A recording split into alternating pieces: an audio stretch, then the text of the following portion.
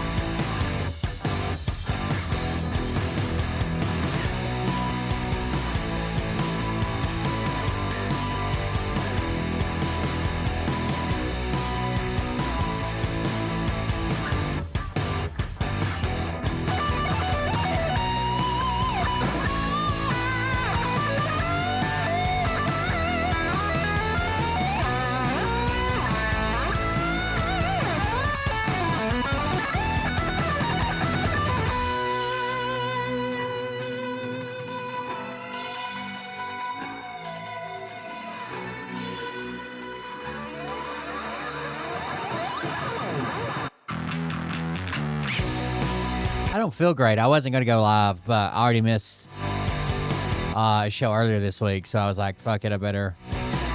It's also snowing. They canceled school already.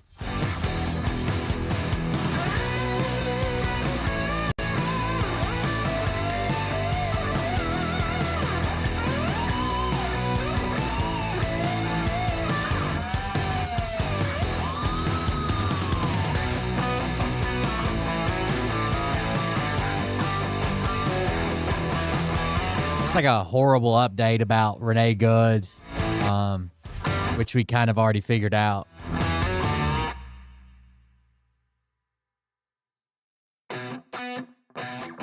What you think about when you're born into a fire? Let them burn it out. Sell them to the richest buyer. They wanna let the world decay. They tell us lies and fade away, fade away. We feel betrayed. We were raised to lose the race. Wake at the back of the pack, we kill it anyway. Listen up now, because we're never dropping out. Beat the odds, beat the big house. Our brains are bigger than the doubt. We've been thinking for ourselves, never let the truth fade away. This is bigger than ourselves, we won't let the world burn away, burn away. We feel betrayed.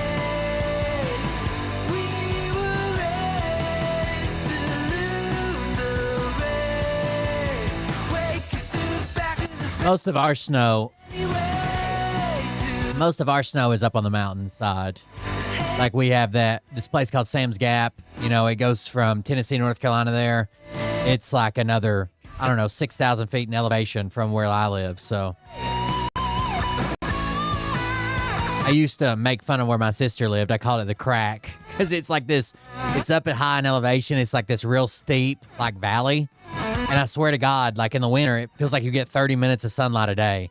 Like there would be snow on the ground at my sister's house, like 2-4 inches of snow, and come to town and it's 70 degrees.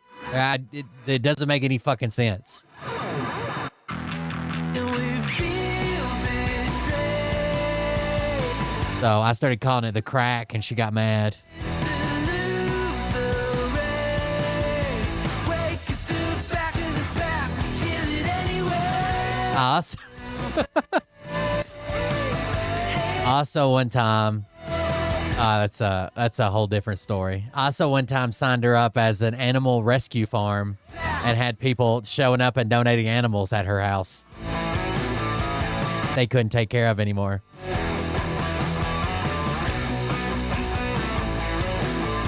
I put my sisters through a lot.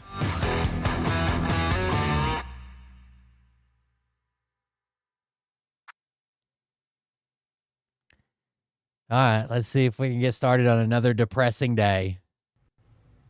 Hey daddies, it's me, the Linda Binda from TikTok. I wanted to make this video because I wanted to thank you for watching Cold Beer Confessionals with Will Bird. I think that's just incredible. I've watched a few episodes and I'm just like very intrigued. But you know what I'm most intrigued in is Big Daddy's meat stick. I heard that it's very thick, like a good old German sausage. You know, Linda and her coochie loves that. Oh, never mind. Let's not go there. Anyways, I hope you have a good show and enjoy it as you can. There's a lot of weird things that go on, especially when it comes from the realm of Linda Bindaland. So, enjoy the show. Thanks for watching. Peace out. Welcome, everybody. I am Will Bird, and this is the Cold Beer Confessional. Thank you for joining us. Thank you for being here. Yeah, so they had like they owned like a decent sized property, and they had like 2 horses, 3 horses. Like one of them was a little pony, like a Shetland pony, but a miniature horse. And then they had like 5 dogs at one time. So I was like, oh fuck, they're starting a farm. So I created a Facebook page. At the time, her last name was Farner. She was married to a Farner. And anyways, I started a Facebook page called Farmer Farners Animal Rescue, and started a Facebook page and pulled down all these pictures off the internet of like people like rehabilitating animals and posted them on this page and made a bunch of fake accounts that commented on it. And then I started asking people or telling people that they could come and drop off their animals there. So for like a couple months before I took the page down, they would just randomly come home. And like one day there was like 3 chickens there, like in a cage. A couple times they got some dogs. Somebody donated a turtle, left a note with it saying that they couldn't take care of it anymore. She was not happy with that, but it is what it is. You know, sometimes you do that. Thank you guys for joining us. Thank you for being here. I appreciate it. Cold Beer Confessional, Will Bird. If you want to support the show, do that. buymeacoffee.com/coldbeer. But also the link to all the donation link or sites is here. At Suko, met my sister Jennifer, I think. Anyways, there you go. Check it out. We got some stuff to cover, some not so great stuff, some weird shit. So there is a video. There's an unreleased video of Renee Good's shooting. And what I don't want to be like crass about this, but what I think, they're not showing it to the public, media only. What I think it shows is probably her head's like canoed, right? Like clearly this person's not alive. Their head has a gaping hole in it, kind of deal. Because there's 2 different ways to handle a police shooting, okay? One is a police shooting with any sign of life whatsoever. Weak pulse, gasping breath, whatever, right? Sucking chest wounds, even if they're in shock or in seizure or whatever, you render aid. If there are no signs of life, okay? If there's no signs of life, it should be pronounced dead at the scene, and the scene at all costs should be preserved. Even if the person shows signs of life, we still want to preserve the scene as much as possible, but obviously the life is more important than preserving the scene. But if we get to the point that clearly there are no signs of life, we're not going to save this person, there's no chance of saving this person, then we prioritize saving the scene because there'll probably be an investigation. Apparently, even though it was from this video more than clear that there was going to be no attempts to preserve or save the life. A lot of people have said very disrespectfully, I don't know, I haven't seen the video, obviously it's media only, the way her body was treated, the way they treated the crime scene, obviously the way the guy leaves with the fucking murder weapon, just fucking drives off. A lot of things went wrong at the scene. So they've only let media come in so far and see it. And the only person I've seen make a video of it. So the person they gave it to, her name is it Georgia Fort? Is that her name? And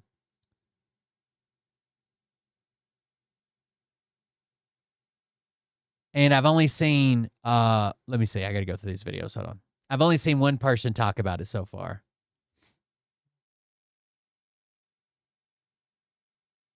I think her name is Georgia Forrest. Check this video out while I'm finding the guy's video. I thought they were saying George Floyd at first, but I think it was Georgia Fort is the media person who received the video. And because the video is so graphic in nature, they are not releasing it to the public. That's the reason it's not like a public release. I'm assuming it shows pretty horrific wounds. Yeah, that's what I would assume. But check this video. This is wild while I find the other one.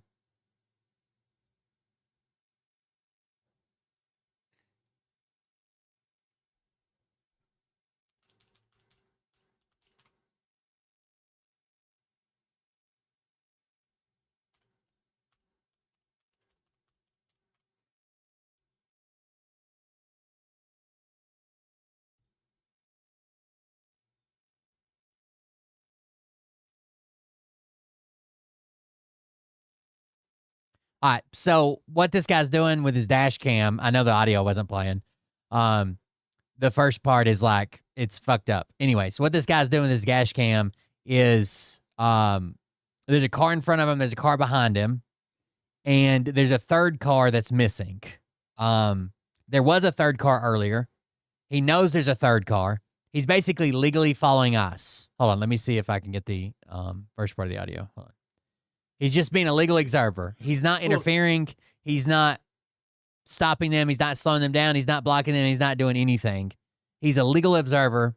There are 3 ICE vehicles. There's one in front of him, one behind him, and the third one disappears while he's driving around. So here we go. TikTok. So this is dash cam footage from, well, you can see the date, Sam, January 10th, 2026. The first part of the video, there's like a minute or two where there's no audio. I was observing ICE activities on the east side of St. Paul, Minnesota in the afternoon. I was following the ICE vehicle in front of me. As you can see, there is one behind me, which you'll see shortly in the rear view camera. There was a third vehicle that was part of a box-in. They boxed me in earlier to threaten me with arrest. So he knows there's a third vehicle because earlier they boxed him in and told him that if he kept following him around, they were going to arrest him. This is not true, but cops are allowed to lie to you. The same way they say, well, you know, if you have like the DoorDash lady that run in the house, they're like, well, if you don't let her out, we're going to charge you with obstruction. We're going to kick, when we get a warrant, we're going to kick your door down. There's no need to kick a door down once you got a warrant. If the person's asking for a warrant and you get a warrant, come back and say, we got the warrant, open the door, and they will, right? But they want to make it as violent and as scary as possible. We're going to kick the door down. We're going to come in guns blazing. We're going to do everything we can to make it horrible, basically. They lie, right? They lie, and they're allowed to lie. They're protected when they lie to you. You can see coming up just barely on the left side of the screen, you see the third ICE vehicle, which I had lost. What you will see shortly, that's my hand hitting save on the dash cam. That's an ICE vehicle. All right, so that's an ICE vehicle behind him, right? The vehicle in front and the vehicle behind, we're not really paying attention to, but I want you to know that there's a vehicle behind him that's kind of laying back, right? They're not right up on his ass, and there's a vehicle in front of him that he's following. Behind me, that's Subaru. You will see ICE attempt to pit maneuver my vehicle as I drive through the neighborhood. It's hard to see on the front camera, but the rear camera is clear as day. Luckily, they are terrible drivers in the snow. ICE defeats ICE, it seems. And they watch this out of nowhere. It ended up hitting the curb of this residential yard. So you'll see it coming up here in just a minute. It's one ICE agent behind me, one in front of me, the third who had boxed me in earlier to threaten me, just there, nearly misses and hits the curb. Did you see that shit? They tried to ram his car in their car.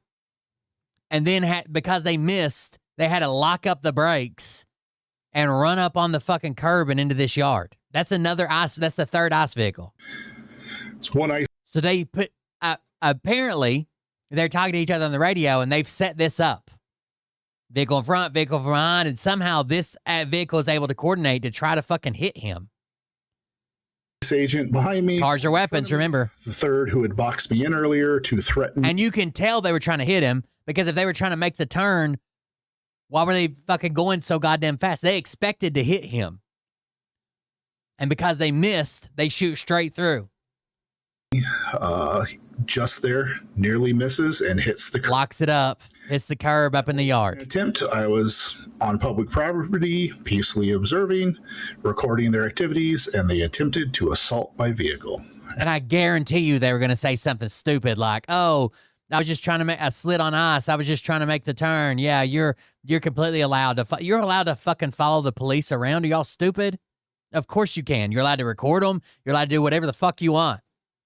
They have some ability to basically say like you're too close and you're supposed to listen like, hey, we need some room. We need to back up. You need to get off the scene. But some cops will push that out like insane, like a fucking block away, when really you're just not supposed to be, you know, within maybe 10 feet or so. But of course you can do all these things. It's wild they would try to ram him like that. Have a good day. And then apparently a TikToker that I guess talks about real estate that literally has nothing to do. He doesn't do political videos, doesn't do Trump, doesn't do anti-Trump, doesn't do MAGA, doesn't do fucking Biden, doesn't do anti-ICE, doesn't do any of this. He literally knew ICE was in his neighborhood, okay? And he wanted to follow them around. That was it. He said he didn't blow his horn, he didn't shout, he didn't whistle, he didn't do anything. He just followed them around while recording. That was it. I think he even says he didn't even get out of his car. And this is his story. I wish the most controversial thing about this video was the fact that I have a TV over my fireplace in my own house. For some time, people have asked Ryan to potentially introduce his camera woman. And I never thought that yesterday would be the way that I would meet all of you. So apparently it's deleted now for some reason. But apparently she made a video yesterday on his account. Is like, holy shit, Ryan was just arrested by ICE. And that's the first time anybody's ever seen her. I'm assuming that's his wife, maybe.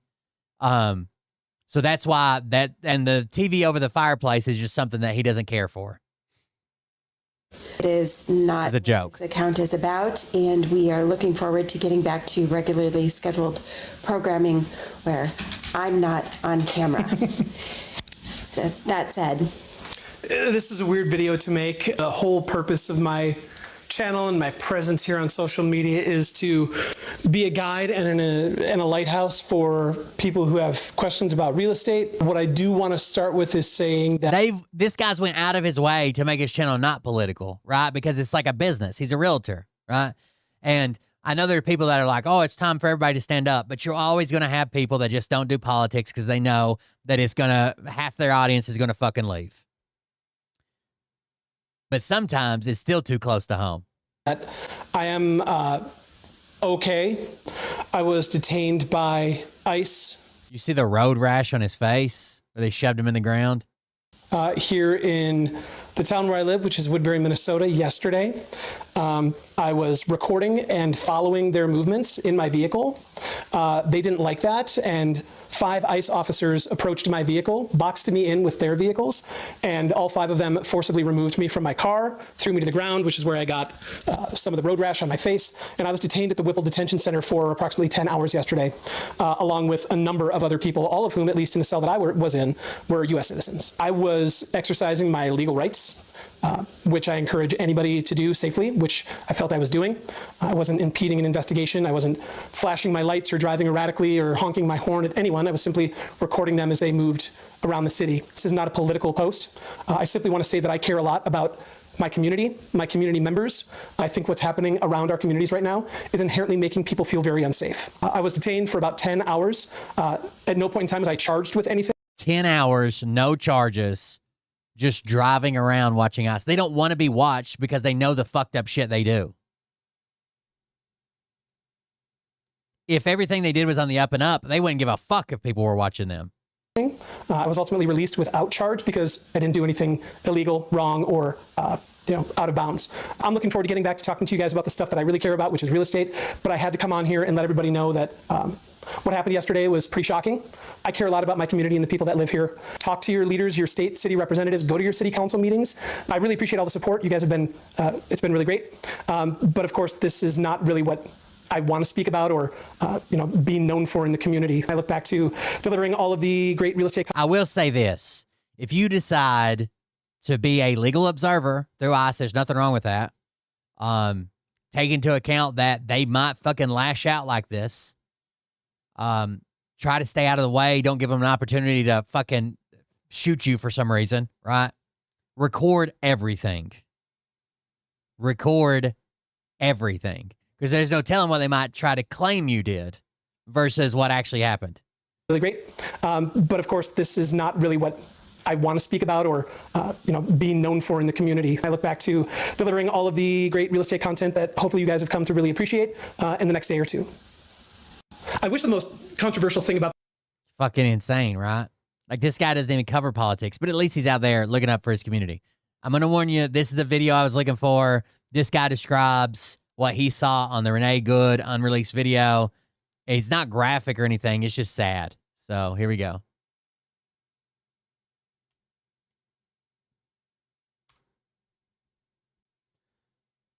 I just got out of a private media viewing of footage that was sent to Georgia Fort, footage that was of the body of Renee Nicole Good. And this person wanted to only send this footage to Georgia Fort because they didn't want the sensitive nature of the video to go out and for the family have to see this. And so Georgia invited media in to see this footage and then make our own assessments.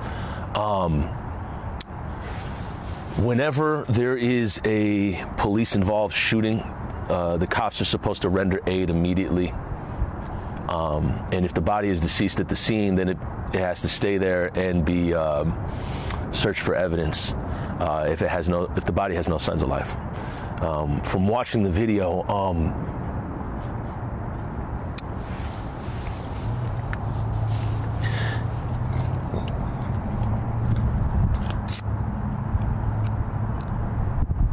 there were no signs of life. And they snatched Renee's body up out of there as soon as they could. That was a hit. That was a murder. And they snatched the body from the scene as quickly as they could. There's no ifs, ands, or buts about it. It's what I saw. And it's very graphic. And I know that this isn't the usual media decorum that I speak with, but I think it's important for you to just hear people experience some of this in the moment, because it's not right. And when something's not right, you just got to call it. You got to call it. And what they did to that woman, the body's supposed to stay there and then be searched as evidence, and they did nothing close to that. They didn't do any of that. They just snatched her body up out of there as quickly as possible, and it was no decency, it was no respect, and it just that's what I saw, and that's what Georgia brought us in there for, to make our own discernments, and I'm giving you what I saw. There'll be more on this coming out, but I just think for right now, this is important to just tell you what I saw in that video, and that not only was this a murder on site, but it was also, it didn't seem like there was any aid rendered to this woman afterwards, and her body was just taken right away. So if that tells you anything about the investigation that's going to go into this, let that be it. I just got out of a private media viewing. So it doesn't seem like this video, it doesn't seem like the government kind of knew, like, hey, we need to get rid of this. We need to do something. Here's the meeting she had. Independent journalist. My name is Georgia Ford. Yesterday at about 4:30 in the afternoon, I was contacted by a source who had been alerted that an eyewitness had unpublished video of the aftermath of Renee Good's killing. After viewing the video multiple times, I made an editorial decision based in trauma-informed journalism that at this time, I will not be publishing this video. Instead, I wanted to invite the media to observe the footage as it can confirm some small details that were, until now, speculation. It provides merit to the concerns raised by the public about the handling of evidence at the crime scene. We learned quickly that the federal government had no interest in investigating this case. In fact, it wielded its power to remove the BCA from doing their job and conducting an investigation. So who then was in charge on the scene of ensuring that there was integrity with this investigation? As an independent journalist, after reviewing this footage closely, what stood out to me was the extent of Renee's injuries. This was not a single use of restrained force. Is that a Cash Patel sticker? I need to make some new fucking emotes, don't I? It was excessive. This was overkill. If there was any speculation that Renee Good was shot in the head, this video also proves those claims. So I think it was like, this sounds so fucked up, but the term we always use was like canoed. Basically like split open, right? Like hollowed out in a center or something pretty drastic to where they're like, okay, clearly she's dead. We need to preserve the crime scene rather than render CPR or whatever. I encourage you to think deeply. How do we tell stories? And I think the officer, that leads more credence to, I told you, as soon as I saw that officer walking back, he just like casually walks over to the car by himself, looks inside, casually walks back, and he's like, call 911. He knew she was fucking dead, right? Without exploiting her death. As you watch this nearly 2-minute clip and go on to interview experts through your continued coverage for months to come, I offer you some basic information that I've learned along the way on crime scene reporting and questions to consider, things that you can fact check with your own experts. 3 basics of crime scene protocol relevant to this clip: minimal disturbance to the body if it's deceased, scene integrity and evidence preservation, and covering the body. When the federal government has released statements without doing an investigation, justifying the use of force, small details like this are critical. With dozens of agents and officers at the scene knowing that there were people beginning to gather, why was no one instructed to put up a tent, or any... It's so crazy that MAGA always talks about police overreach all the fucking time, right? Until Trump tells them, oh no, be mad at the woman that was shot in anger. Other viewing obstruction from the public. Where was the care and concern for the dignity of Renee Good's life? It is our job as members of the press to leave no stone unturned in uncovering the truth about the fatal shooting of Renee Good and the politicizing of the investigation that followed. I am an independent journalist. So that was the press conference, and they allowed, I think they had like 30 or 40 media representatives there that came to see the video. But apparently there's a new video. It's unreleased, and it shows the body to the point, right? He doesn't have no fucking internal bleeding. I think that's the thing they could get away with saying, that there's no real signs of. You know what I'm saying? Like, oh, well, let's just say he has internal bleeding, right? That's the best they can come up with. Get the fuck out of here, internal bleeding. Anyways, so that's the update from there.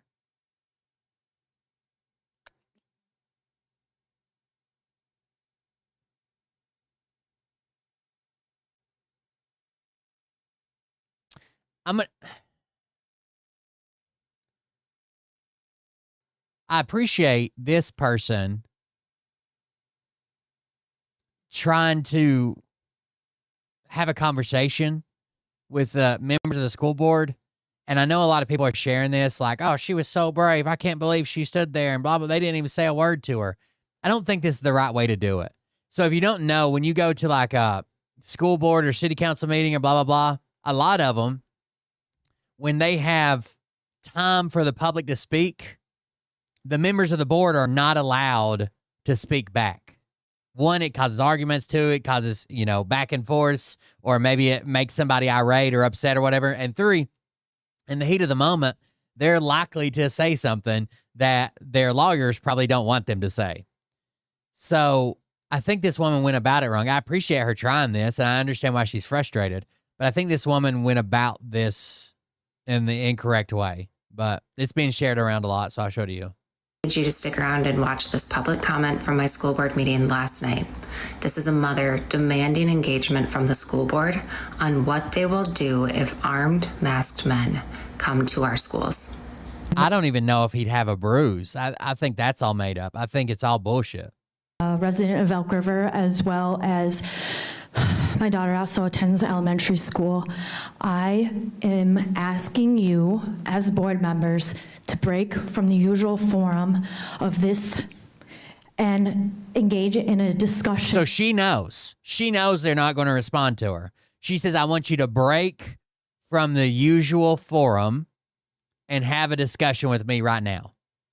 With me regarding protecting our students and staff at our schools. As the person who spoke before me stated, there are masked, armed federal agents coming on to school grounds. I would like to know, what more can this board do? Our public comment is a time for you to address the board with concerns, but we don't engage in comments for legal reasons to keep things civil.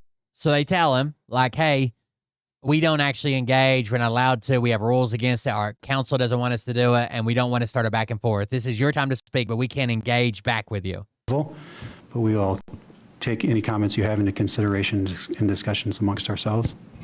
I appreciate that. I am dedicated to remaining civil if any of you are willing to engage in a conversation with me. She tries again. Again, that's not the purpose of this part of the agenda. The part of this agenda is to allow you to speak and address the board. So we won't be engaging in conversation. Thank you. I appreciate that. I am again going to ask, is anyone on this board willing to engage in a conversation with me about how we are going to protect our students and staff on our school? We are in unprecedented times.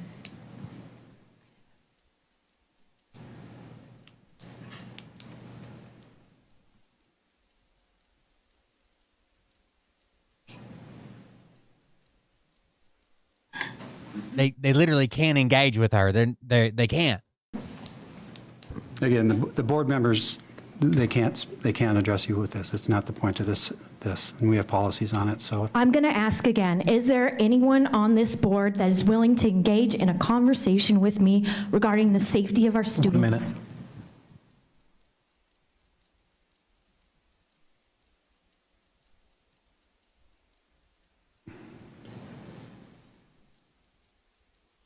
Is there a board member willing to discuss with me after this meeting?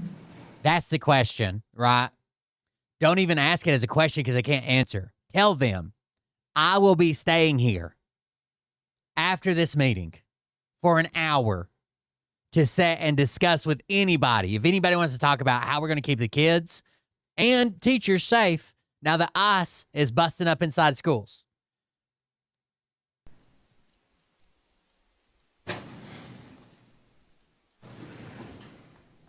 Then record when it's over, and if no one comes to talk to you or whatever, make sure you stand right up front, standing there, waiting on them, and if no one comes to talk to you then. I'm willing to stay if you are.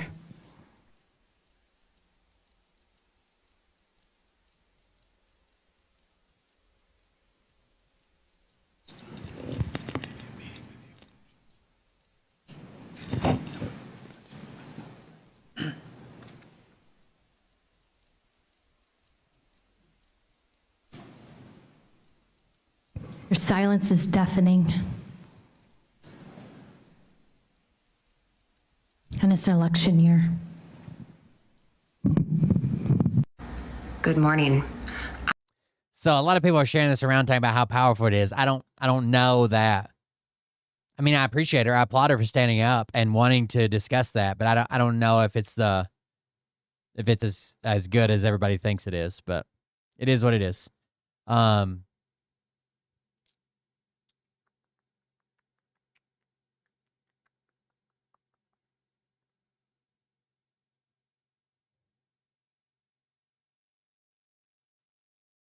I don't know what this one is. I saved it for some reason. ICE and Border Patrol and all of the people have been so good. Really? The point-blank execution of Renee Good was far from the first fatal ICE encounter. 3 key facts. Number 1, at least 36 people have lost their lives at the hands of immigration enforcement since Trump returned to office. The real number could be much higher given how secretive ICE is. The Trace, an outlet that tracks firearm violence, has documented 16 incidents in the last year in which immigration agents have opened fire on civilians. Since they started invading American cities, they have shot. I don't think they honestly know who they're hiring. If we look at the journalist that was recently hired, by the way, DHS tried to call her out and say, this is bullshit. She got a preemptive offer. Like, we'd like to know more about you. Then you had to come in and do this and fill out the paperwork. And she clapped back and sent a screenshot. And it said, no, she had been hired.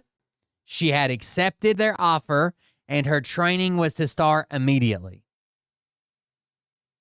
Shot at least 3 people who were observing or filming immigration raids, and at least 5 who were driving away from them. Marimar Martinez, an American citizen, was... God, that's the one that was shot 5 times, right? And the agent was screaming, do something, you fucking bitch. Luckier than Renee Good. She miraculously survived being shot 5 times by Border Patrol agent Charles Exum in Chicago, which, by the way, is nowhere near a U.S. border. There are a lot of similarities to Good's execution. Martinez was shot in her car. Body cam footage reveals the agent who shot her called her a and the Trump regime claimed he was acting in self-defense. But Exum's text messages told a different story.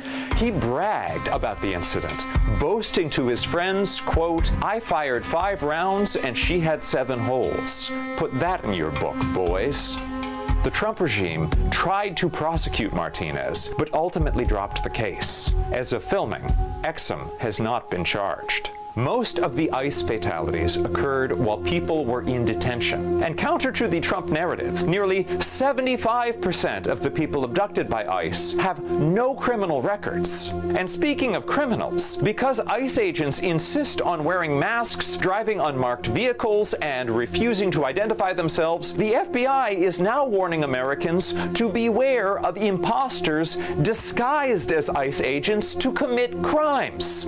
How are we supposed to tell the difference between real ICE agents and criminals dressed as ICE agents, if there in fact is a difference? Number 2, the race to turn ICE into America's largest law enforcement agency has resulted in people getting deployed. That's what someone said the other day. You want to know why you don't see the Proud Boys or the Oath Keepers and these fucking radical fucking shitbags anymore? Because they're ICE. You are seeing them. They just behind a mask and a badge. Who are unqualified and poorly trained. Trump's big ugly bill devotes $170 billion of your tax dollars to mass deportation and border enforcement. FYI, that would have been enough to pay for more than 5 years of the Affordable Care Act tax credits. In a mad dash to spend that money, ICE has doubled in size in the last year. Have you ever worked at a company that suddenly hired a whole bunch of new, untrained people all at once? It doesn't tend to go well. To boost enrollment, ICE has waived age limits and is offering signing bonuses up to $50,000. And DHS has been running ads that have been criticized for seeming to be aimed specifically at recruiting white nationalists. The training period for ICE recruits reportedly has been slashed to just 47 days. Officials told The Atlantic that the number was chosen to honor the 47th president. And it's not like ICE ICE is getting our best and brightest. There are reports that more than a third of the new recruits can't even pass the agency's fitness standards of being able to do 15 push-ups and 32 sit-ups. Congressman Jamie Raskin has raised the possibility that some of the masked ICE thugs who are now terrorizing American cities could be the same violent criminals who attacked the Capitol on January 6th, and that's why they're concealing their identities. We have multiple January 6th defendants who are working at the Department of Justice itself, including Ed Martin and Jared Wise. So if they're hiring them at the Department of Justice, presumably they're hiring them at the Homeland Security and ICE, and maybe they don't want them to be identified. Number 3, there's nothing radical about yeah, the most recent, the shooter of Renee Good has been there for years. Well, CBP and ICE and different agencies. About the call to abolish ICE. ICE didn't even exist until 2003. The PlayStation 2, American Idol, and the 28 Days Later franchise are all... Can you believe they used an actual, straight from the fucking history books, Nazi fucking slogan on their podium?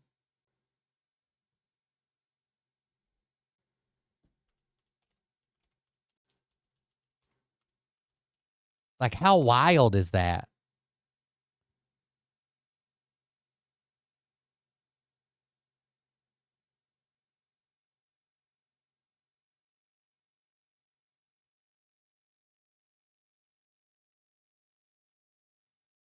all older than ICE. There was no such thing as ICE when Billie Eilish was born. America did just fine without ICE for 227 years. It is still a new thing, and the way it's being used now is totally new. Usually, when you try out a new thing and people lose their lives because of it, you get rid of it. Panera Bread discontinued its charged lemonade after only 2 fatalities. ICE was established the same month the U.S. invaded Iraq over weapons of mass destruction. The phrase was one of yours, or one of ours, all of yours. So like saying if you kill or hurt or injure one of ours, we'll kill all of yours. Didn't exist. It was the aftermath of 9/11, and we were doing dumb things out of fear. Like the Iraq War, ICE was built on a false premise, the fiction that undocumented immigrants were a national security threat.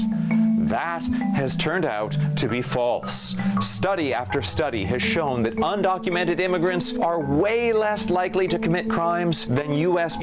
It's wild to me that they're not even, like, I'm sure they have some agents that are getting tips or going off last known location of someone who has a deportation order.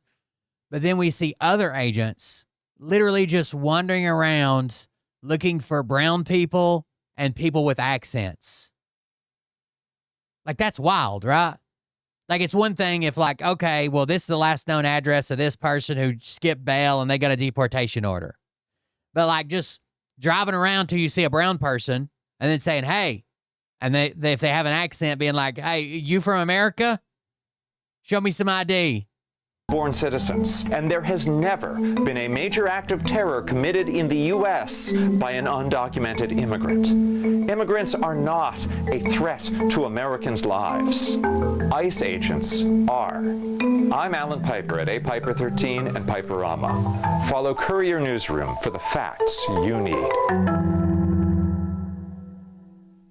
ICE and Border Patrol and all of the people have been so good. Fucking insane, dude. The point blank. They've been so good. They've been so good. Yeah, let's do this. Have you guys seen? Imagine living in goddamn 2026. And then this is official communication from the Department of Homeland Security. Following is an official communication from the Department of Homeland Security. To all ICE officers, you have federal immunity in the conduct of your duties. Anybody who lays a hand on you or tries to stop you or tries to obstruct you is committing a felony.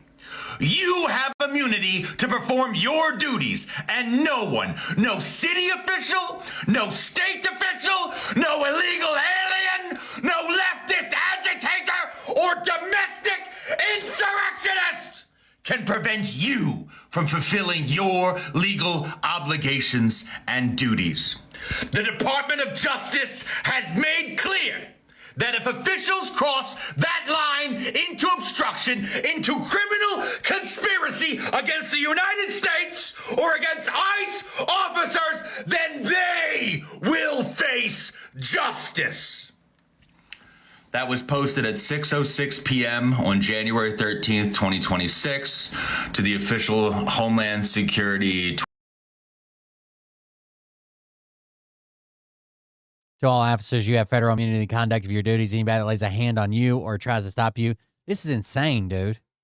They're not trying to tone it down. They're not trying to have less violence. They're trying to have more violence. And empower their officers to do it. Twitter account with a video of a government official repeating those exact words on Fox News. Following is an official communication from... I thought they were using the different tracking devices when they go in and grab people that seems to look like it's... No, they're literally just stopping random people. There was a guy the other day, and he's like, what do you mean? Why are you stopping me? I'm American, bro. He's like, your accent doesn't match mine. Are you sure? Let me see some ID. Like, they're just stopping random fucking people. There are agents that are tracking people, that are monitoring social media, that are looking into deportation orders and last known addresses and shit like that. But they're also just stopping random brown people. It's got to be some type of quota system that they're pushing so hard. Then we have douchebags like this.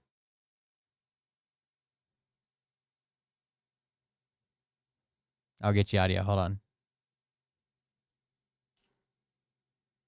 Patriots, it's Mr. Scott, 1776. The past coming days I've been attacked. I've resigned from my position. Forbes has reported on it at Harmony Investment Group as the search fund manager. I've lost my home for my landlord.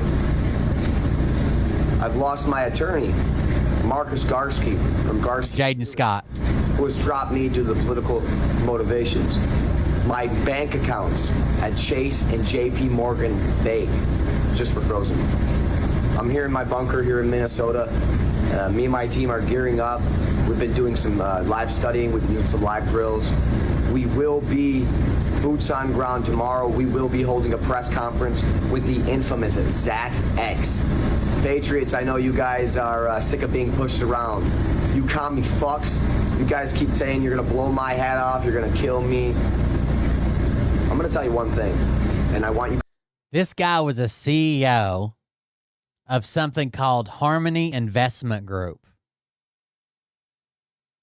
And he's resigned after this video of him went viral, where he's like, we just executed one of yours the other day or whatever. Guys, to hear me clear. The more you kill men like me, just like you did Charlie Kirk, the more of us rise up. You guys are pushing and pushing and pushing and pushing, and there's going to be problems. It's a Detroit area, Bay City area private healthcare investment firm. He was CEO of it, apparently. My generation is going boots on ground with air support from gentlemen like Nick Fuentes, people like Tucker Carlson. America is sick of being pushed around. The Americans are sick of looking weak, of feeling defenseless, and being attacked. I resigned from my position at Harmony Investment Group to fight you commie sons of bitches full time. And I will not surrender, and I will not back down. I pray the full armor of God on me every time I walk into this battlefield, and I pray you guys do too. There is no surrender. There's no backing down. We're going full steam ahead. I'll see you guys tomorrow at the Whipple Federal Building at noon with me and Zach Ickes. God bless you guys. And the rest of the Crusaders. God bless you guys. Have a great day. Cheers. Patriots, it's Mr. Scott, 17. They're literally talking about actual fighting, shooting, attacking, a battle going on and calling people there. Much like he is from the Detroit, the Bay Area. He is much like January 6th. They're calling people there. And when you call enough people there, something's going to pop off. Like Donald Trump does. This is the video I was telling you about the other day that I didn't get a chance to show. Remember, we're going to get the dangerous criminals, right? The drug dealers and the human traffickers and the murderers and also the guys literally putting a roof on your house. They wouldn't come down, so they called the fire departments to lift ice in the air to get them off the fucking roof.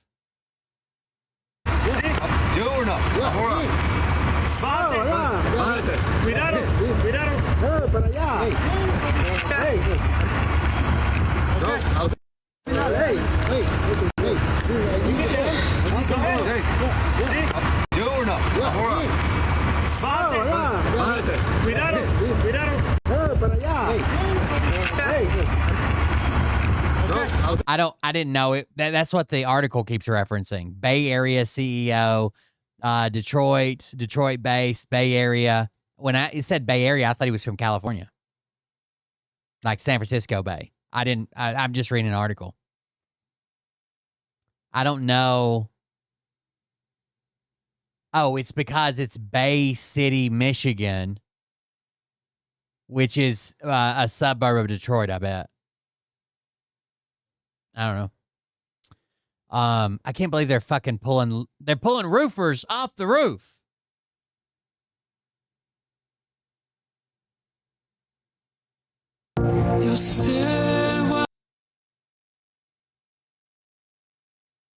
They called the fire department. Like, are these guys the dangerous ones?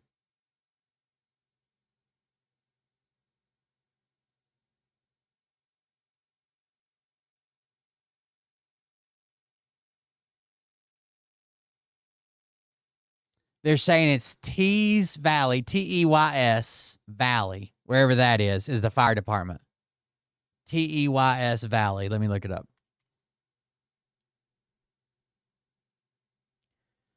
Pickaway County, Ohio. Near Bloomfield, Asheville, Commercial Point, and Amanda.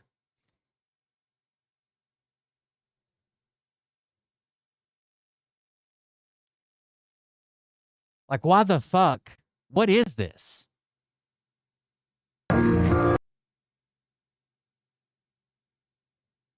They're clearly working.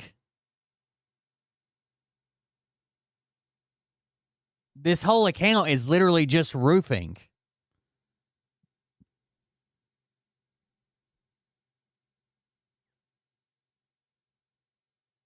I want the damn music to end is what I want to happen. Y dejamos empezar la clase, hay que le vengan a terminar ellos, mire. Todavía no. People are talking shit about the fire department hardcore in the comments. Terminado. Saying to leave shitty reviews, to call, ask them why the fuck they did this. Zero respect to the fire department. I'm a retired firefighter and I won't be making donations anymore. Like, what the fuck?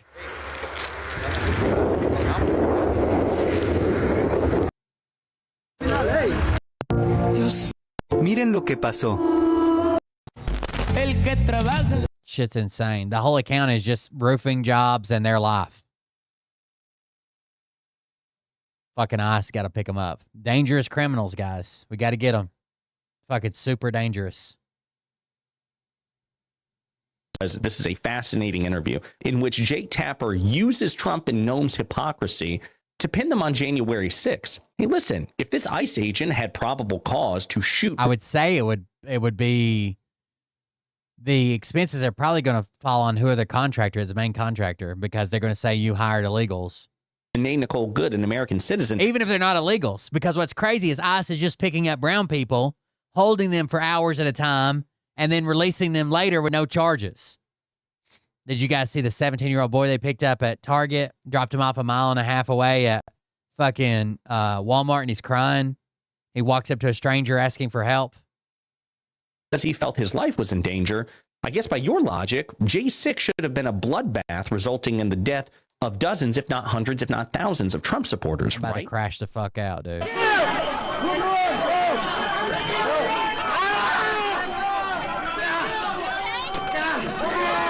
Those are law enforcement officers being physically attacked. By this standard, would any of those officers be justified in shooting and killing the people? By this standard, shouldn't they have just mowed everybody down in the crowd? By the standard you're setting, if they feel there's lives in danger or they're going to be, have some type of major harm, right? Then they're ready to shoot. By this standard, shouldn't they have just shot all these people? Causing them physical harm? Now, no, again, just want to clarify before we get Noam's answer. Yeah, he's crying and bleeding. They drug him out of his job at Target. He's working at Target. They drug him out, threw him in a car. He's screaming, "I'm an American citizen." That video ends. They leave. Another video picks up of a random guy walking around Walmart 1.5 miles away, and he sees this kid kind of like staggering, and he's like, hey, are you okay? And he's like, no, and he's bleeding and crying, saying they slammed me on the fucking ground. I'm an American. Here. Jake Tapper's not making that argument. Jake Tapper is not taking the affirmative position that that's what should have happened on January 6th. He is using Noam and Trump's logic against them, demanding consistency and principle. And of course, these are two wildly hypocritical and just be logically consistent principled actors. So watch her squirm in real time. Those officers being justified in shooting and killing the people causing them physical harm? Every single situation is going to rely on the situation those officers are on, but they know that every situation relies on the situation that the officers are on. Every situation relies on the situation that the officers are on. that when people are putting hands on them, when they are using weapons against them, when they are physically harming them, that they have the authority to arrest those individuals. The president pardoned them. Arrest those individuals? Well, you're arguing for killing those individuals, not arresting them. If she'd been arrested, there wouldn't be nearly as much outrage. Every single one of those people.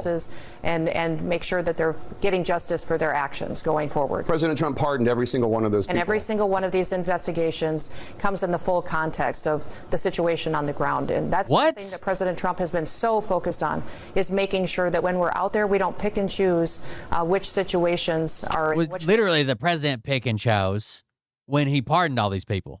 Laws are enforced and which ones aren't. Every single one of them is being enforced under the Trump administration, and the clarity of the law stands. And if people don't like it, these members of Congress and elected officials should go change the law and make sure they have that debate and policy change. I just showed you video of people attacking law enforcement officers.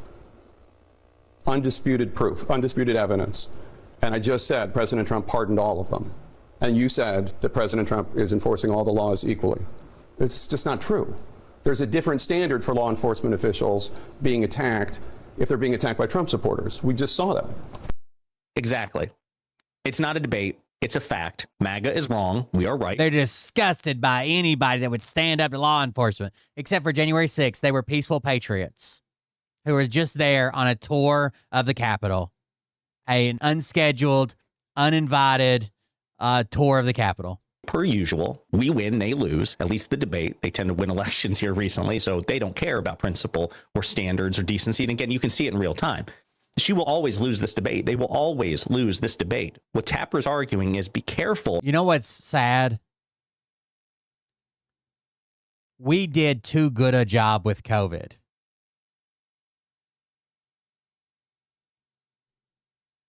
It's going to sound pretty fucked up. More old people should have died, and more people should have died in general. That was our reset right there. First of all, not enough people died, so people didn't take it seriously, and now they don't take anything seriously, and now we got more anti-vaxxers and conspiracy theorists than ever, right? Second of all, these old people should have just fucking died. Would have fixed the housing market, would have fixed the jobs of people that hold a job and just won't fucking retire, would have got them out of there. More people should have died. About the insanely low standard you're trying to articulate here, because if that's the case, then Capitol Police, by the Trump and Noam standard, would have been justified killing en masse dozens, hundreds, thousands of Trump supporters, viciously attacking them.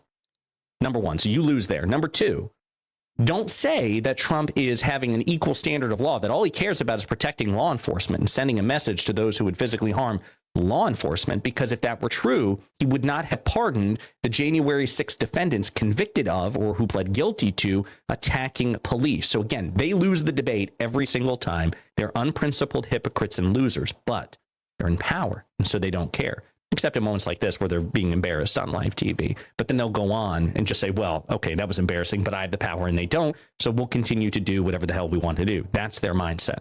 This is a fascinating interview. Hold on just a second. Tapper uses... You have to watch that again. Give me just a second.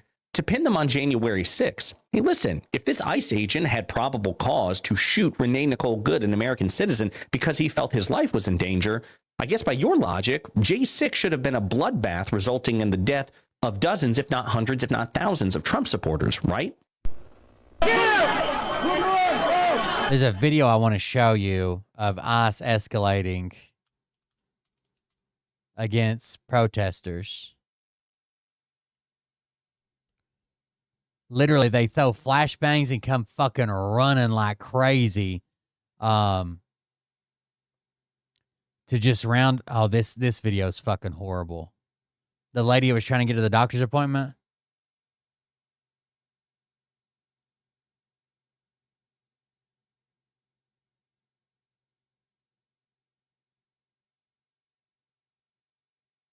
There's the second shooting. Involved shooting in Minneapolis. We go live to Alexis McAdams. She is live on the ground with the details. Alexis, I've just been looking at these images that we're just getting a hold of now, and we'll keep them up for our audience to see. Of course, it's Fox Things News. are, spiraling out of control very quickly there. Well, Sean, that's the thing, is it ebbs and flows. So 1 minute, there's a small protest at the federal building. The next minute, these people with whistles and an agenda show up to these different sites. Yeah, God forbid these people have a fucking whistle.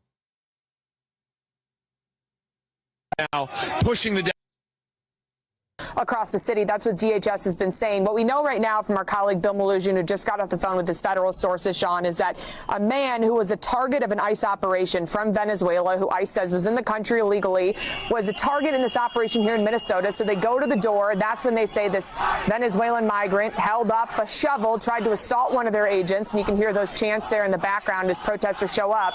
That's when they say use the shovel to try and assault the agent. Shots were fired. This Venezuelan... I want to see this. Was he like holding the shovel up to like defend himself, or was he trying to hit somebody with the shovel?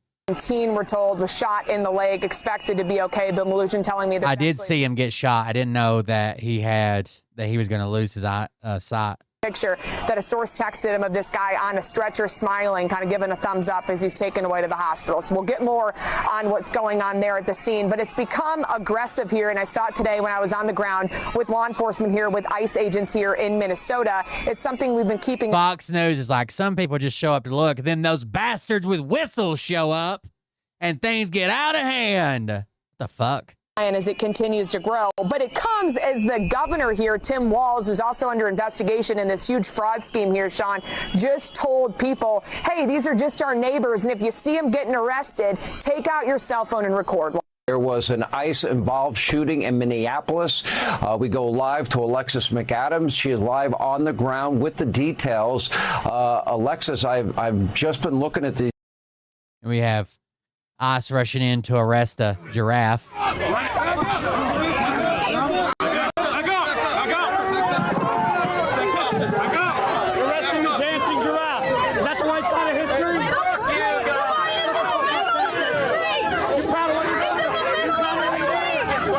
That's Robbie Roadsteamer, of course. He was just using his First Amendment. Are you actually defending the Constitution? He literally just stands around and sings songs.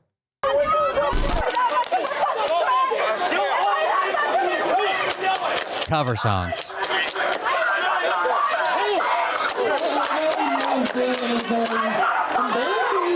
Oh, here's the video I'm looking for. We're not the radical Antifa left. This is Coachella.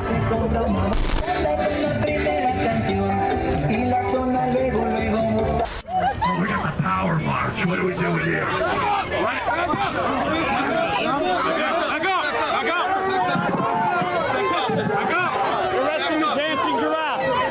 Why are they? You can't tell me this isn't like a weird ego thing. The president of the United States flipped off a factory worker. And the administration is saying, oh, well, the guy was talking to him crude and he responded in kind. The president of the fucking United States flipped off a Ford auto factory worker.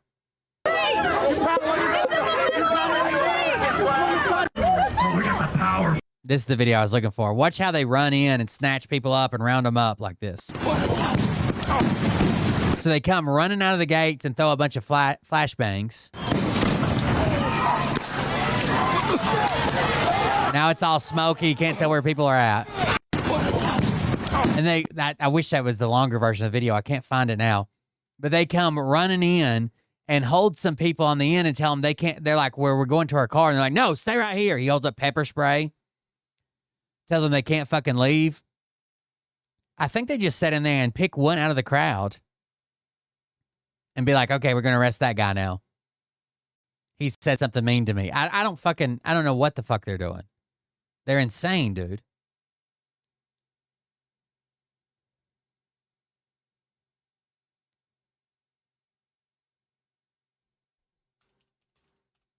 There's a better version of this video if I could find it.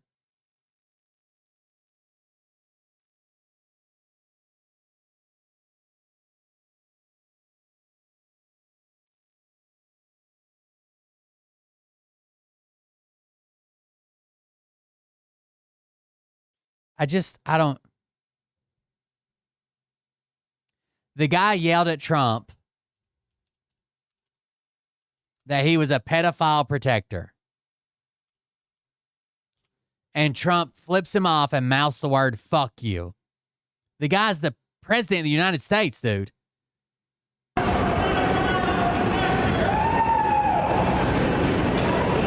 He said pedophile protector. Right there.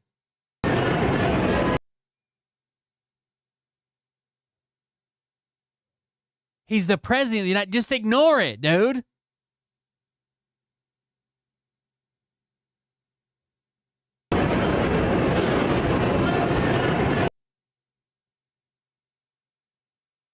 Just ignore it.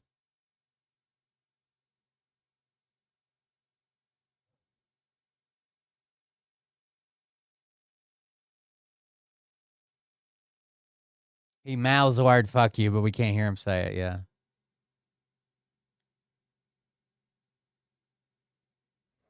This is a speech he gave in Detroit being fact-checked, by the way. We have quickly achieved. I know it's going to be hard to believe, but everything he says, he's lying about. The exact opposite of stagflation, almost no inflation and super high growth. So we have the highest growth we've ever had. Think of that. Wrong. Dude, in World War II, we had almost exponential growth. That was President Trump today in Detroit talking about what he sees as all his successes on the economy in his first year back in office. But is there really no inflation? And did the United States really see the highest growth we've ever seen in our history? Well, let's start with the inflation part because we just got some brand new data on inflation today. Today's Consumer Price Index report for the month of December. I don't know who that kid was that was just on.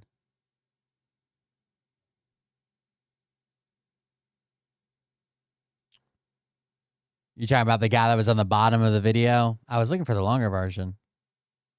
The account says Micah Irfan. Micah Irfan. Maybe. Does not back up what President Trump just said. And this report, remember, is from his own administration.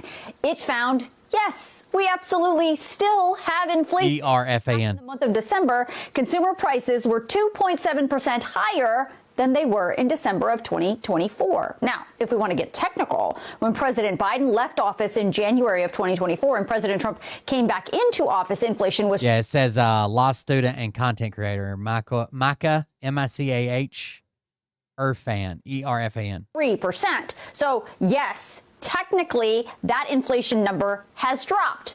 but only by 0.3%. 0.3% from last year. So you can decide. It's not no inflation. It's not the lowest inflation. It's not almost no inflation. It's dropped 0.3%, bro. Yourself if that equates to no inflation. It's worth noting that today's inflation report found the costs for all of the main categories of things that we need to live, food, shelter, and energy, were all up.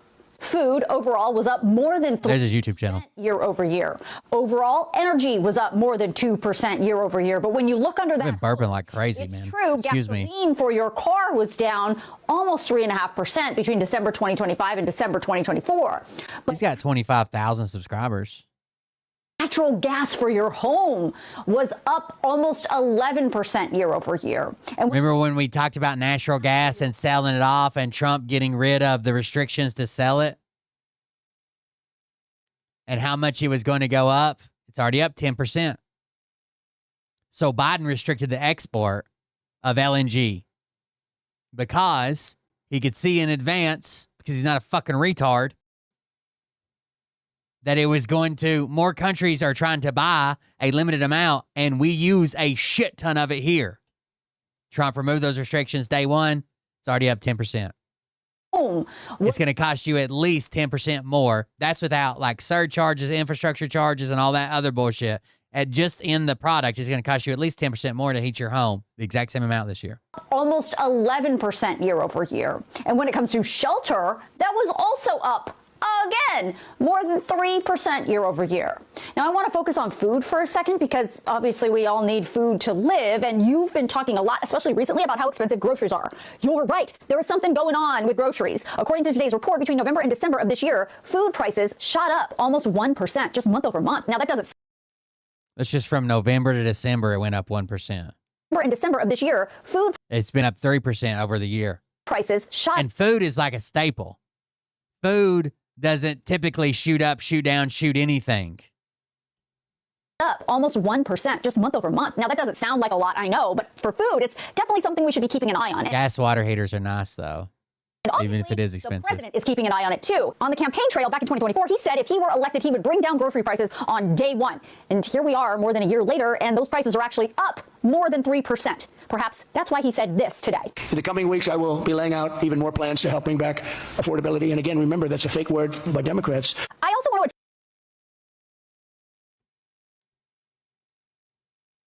How is he laying out a plan to address affordability? And it's also a fake word made up by Democrats. Day one. And here we are more than a year later, and those prices are actually up more than 3%. Perhaps that's why he said this today. In the coming weeks, I will be laying out even more plans to help bring back affordability. And again, remember, that's a fake word by Democrats. How can those both be true?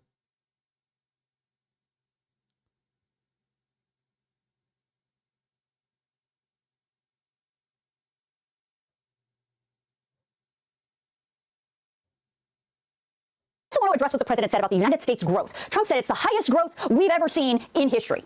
Now, I'm not sure what he's talking about. I don't know what metric he's using to define that. But if we're talking about GDP, gross domestic product, that statement's not accurate at all. The highest gross domestic product, or GDP, number we've seen in the last 50 years was under President Lyndon B. Johnson, with an annual GDP growth of 5.3%. Now, in the more modern era, the highest GDP number we saw was under President Clinton, when the annual GDP growth was about 4%. Now, President Trump did have a fairly good 2025. The most recent Trump GDP number we have is from the third quarter of 2025, and yeah, that number was good. GDP was 4.3%, but that number was not up necessarily because we're seeing all this production and growth in the United States. According to the report, it happened because imports drastically dropped because of Trump's tariffs, and because government spending is up, mostly on defense. And the other reason why GDP was up, according to the report, is because consumer spending increased, but not necessarily all consumer spending. The spending was mostly happening from the higher wealth individuals in this country. So if you want to take a look at today's Consumer Price Index report for yourself, I'm going to email it out to you in tonight's Facts HQ email, which of course is free, so make sure you sign yourself up. And we have quickly. He's going to address it. He's going to come up with plans to get affordability under control, but it's also a fake word made up by Democrats.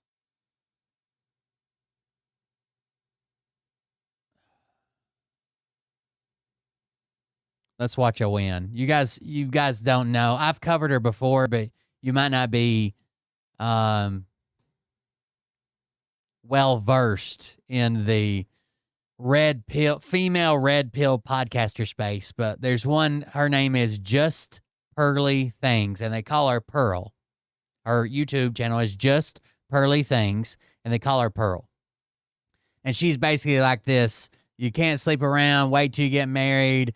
You want a high-value man, you got to be a high-value woman, traditional this, traditional that, traditional whatever, red pill stuff. While she's also not that model, right? It's like that Rolo guy who's like, you want a virgin, you want this, blah, blah, blah. His wife's been married like 3 times, has 3 different baby daddies, but they're never what they preach that you should be. Well, Pearl was invited to, there's a new debate thing going on called World War Debate. And basically it's like a all-day live stream where they bring on different debaters from different sides and debate shit. And the debate was on feminism between Pearl and Anna Kasparian, who's from the Young Turks. Anna Kasparian's a pretty good debater. She usually comes pretty prepared. Even if I don't agree with all her points, she usually has data and back it up, whatever. Pearl is a horrible debater. I don't know why she accepted this. I don't know why she did this. I have no idea why. But the entire stream was riddled with like crazy fucking right-wing takes, some insane fucking things that were said by fucking Gavin and other people. And it was just wild. The audio didn't work half the time. So here is some highlights from the Anna Kasparian Pearl debate. Percent of disputed custody goes to women. That's not equal. 90%, that's a totally made up statistic. Where are you citing that from? Freeze. How many women die every year? She stands there for almost a minute. She said 90% of all disputed custody cases go to the woman. She said, that's a totally made up statistic. Where are you getting that from? She goes, and stands there for over a minute. 90%, that's a totally made up statistic. Where are you citing that from?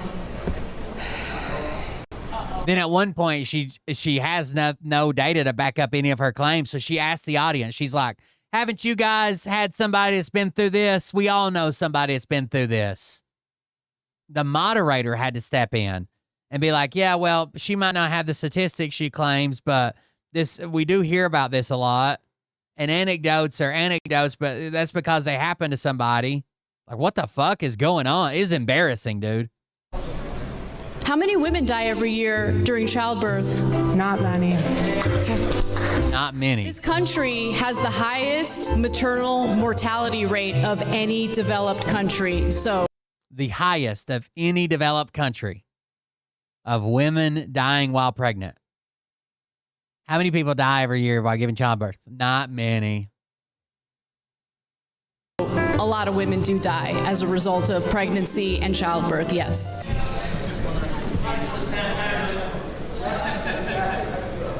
Freeze. Freeze. People in the crowd are going, you got it, Pearl. It's okay. Don't worry. You got it. That's how bad this is. You know what it reminds me of? Destiny did a clip on it. Hold on. I'll just show you Destiny's clip.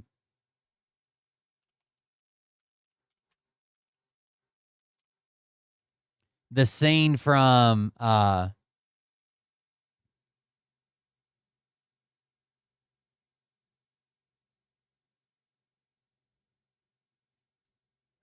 scene from 8 Mile, where it first opens up and Eminem is like frozen or whatever. This one. Are you just making things up? Pearl, what are you doing? Like, seriously. Next question. Wait, is she having a stroke? You need to recognize your lane, okay?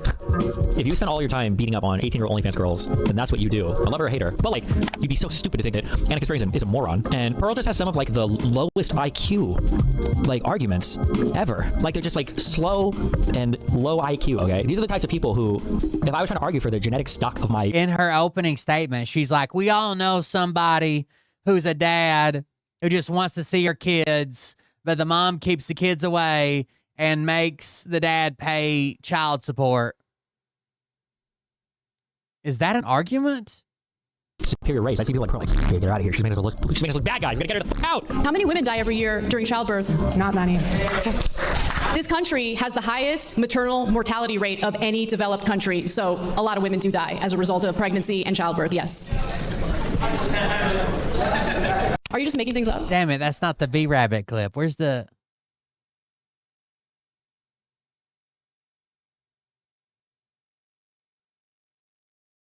I swear to God, I just watched it, and he puts in the 8 Mile clip with it, but I don't know what channel it was on, to be honest with you. Somebody clipped a different part of it. My bad.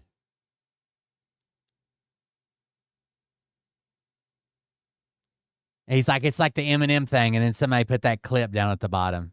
Oh, well. Back to the highlight reel. This is painful, man. Oh, yeah, I'm sure. Fisticuffs. This is painful. Any other questions for me? This is painful. Yes, it's painful. Not right now. All right. Do you have any other questions for me? It was when they got to question each other, and Anna did a few questions, and they said, let Pearl ask you some questions. Do you have any other? Not right now. When? This is the debate. The timer's going. There's videos on the internet everywhere of women getting their guns taken because they're not strong enough. Are you just making things up? There's video on the internet of women getting their guns, women police officers, what she's talking about, getting their guns taken away because they're not strong enough. There's video of men on the internet getting their guns taken away. Like, what the fuck? Getting their guns taken because they're not strong enough. Are you just making things up? This is when she said women shouldn't be cops. Pearl, what are you doing? Like, seriously. Next question.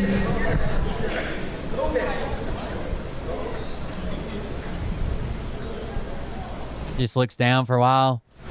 Look at her. This was the debate. I think I'm more of a feminist than you. Sure. Go great. Congratulations.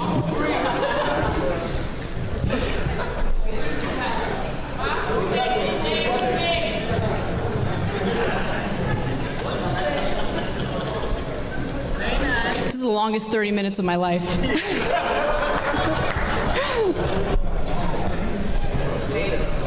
Look how awkward.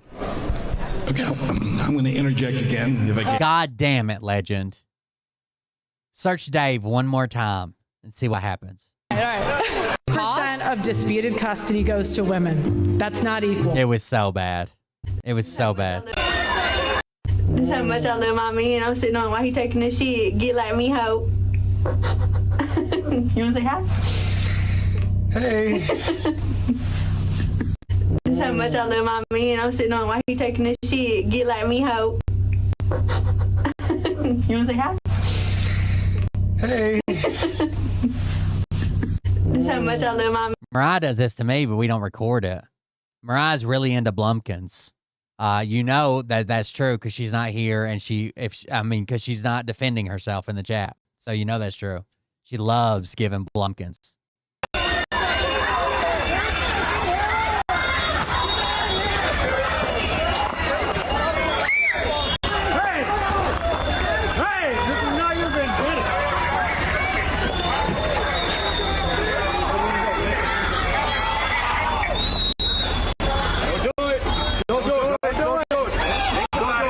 The whole thing wasn't set up well. I understand growing pains and stuff, but like for an entire half of the goddamn debates, they didn't have audio.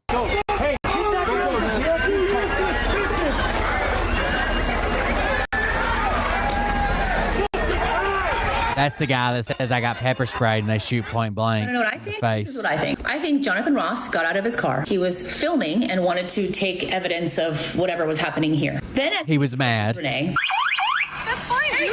I'm not mad. Not only is she not trying to agitate or aggravate the situation, she's actually trying to de-escalate the situation. Then Jonathan Ross goes to the back of the car where he encounters Renee's wife. There's something in this part of the footage that I think is important to note. See here, you can see in the reflection of the car, his phone is in his right hand. Then as he's filling the license plate, he encounters Renee's wife. And big, strong Jonathan does not like what she has to say. It'll be the same fight when you come talk to us later. That's fine. U.S. citizen. You want to come at us? You want to come at us? I say go get your Did you guys see they leaked all that big ICE database, the ICE list? Did you catch that? While they're having their exchange, he walks further around the car, and then he does this. He switches. He switches the phone from his right hand to his left hand, because what side of his body is his firearm on? ICElist.is, but it's really slow. He switched his phone from his right hand to his left hand so his right hand could be ready. This was before the car was moving, because Renee only started driving forward once this guy started pulling on her door trying to open it. But Jonathan Ross already had his gun unholstered. I mean, what does that tell you? Here's what I think. I don't think Jonathan liked that these two women were getting in his way. I don't think that he liked that these two women were emasculating him and making him feel small. Go get a sandwich, big boy. He doesn't like that feeling. He's the big strong man. And how dare these bitches make him feel like that? And is anyone shocked that these ICE agents are not only racist, but they're also fucking misogynists? He didn't like that these women were standing up to him. He didn't like that they were in his way. You can even hear it after he puts 3 bullets in Renee's I think he was contemplating leaving and decided, nah, fuck it. fucking face. He says this. Fucking bitch. He doesn't care that the woman that he just shot 3 times was dead or alive, but he made sure that he called her a fucking bitch. And again, her tires were to the right. His body was to the left. If she wanted to run him over, she would have gone straight. I'm no forensics expert. I'm no crime scene investigator, but I'm seeing what I saw. Want to know what I think? This is what I think. I think Jonathan Ross got out of his car.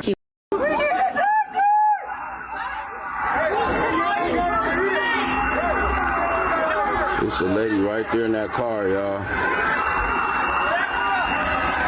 I don't want to show this on Facebook like that, y'all. I apologize. But y'all.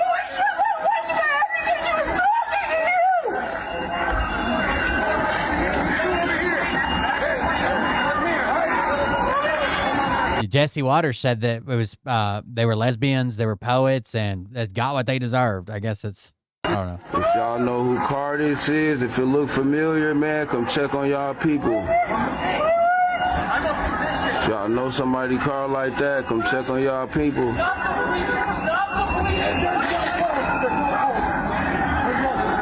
a dog leash in the back. Can someone get it for me, please?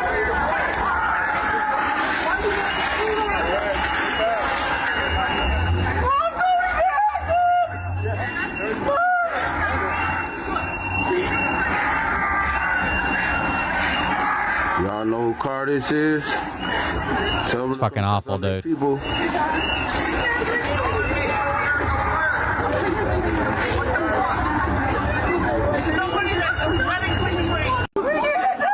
God damn. Fucking tyrants, man. All right, let's meet a new character. I don't know this guy's name. This guy's been having issues with his neighbor, okay? And with his neighbor, he was shooting his gun on his own land. He doesn't live in city limits. He lives out in the country, shooting guns on his own land and shooting tannerite targets. You guys know what tannerite is? It's like if you hit it with something moving extremely fast, like a bullet, it explodes, right? They sell targets, you shoot, they blow up. His neighbor called the cops, and he was arrested. For what? Disturbing the peace, maybe? I don't fucking know. He was arrested. So let's check out his video. Ray! Somebody help me! No, you'll be... I'm shooting a gun on my own property, and they're taking me to jail for it.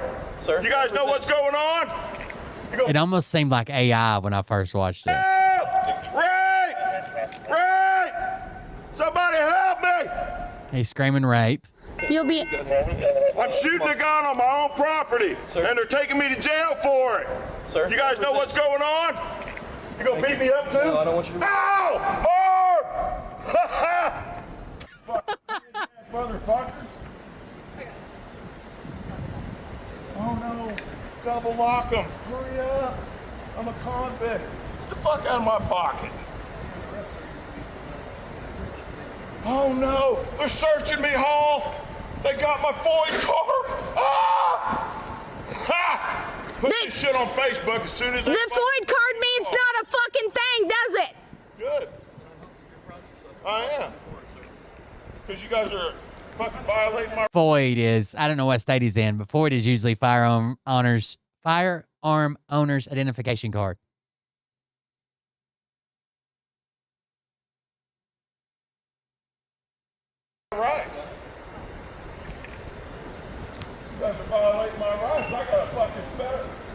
Illinois, maybe. Gun on my own property.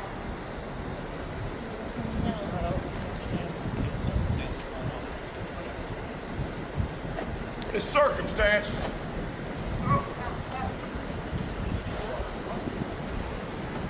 Help! Right!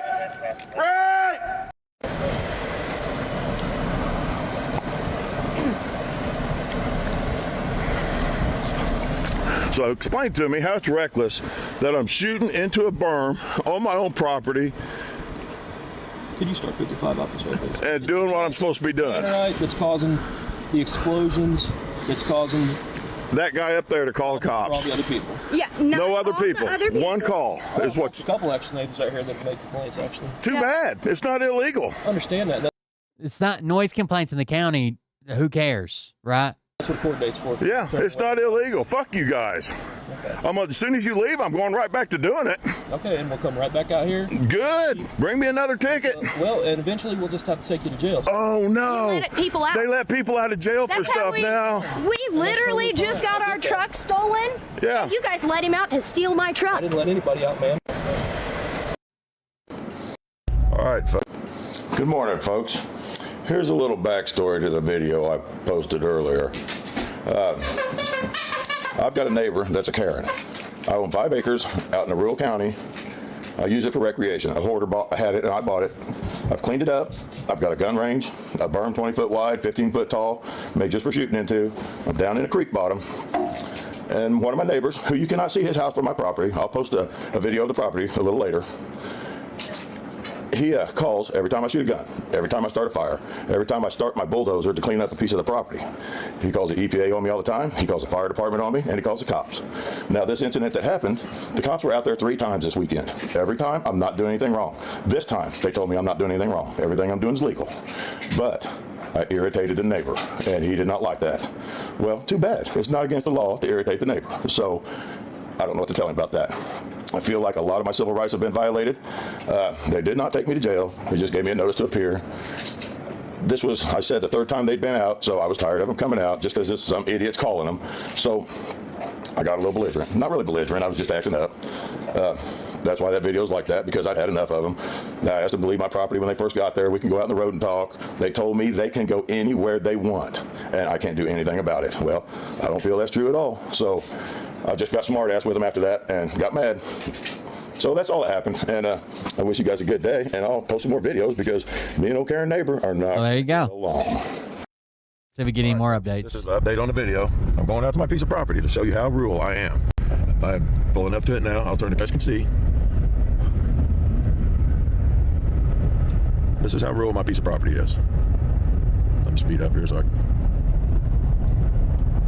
Out in the middle of nowhere. There is a big house right there. And now we're coming up to some houses.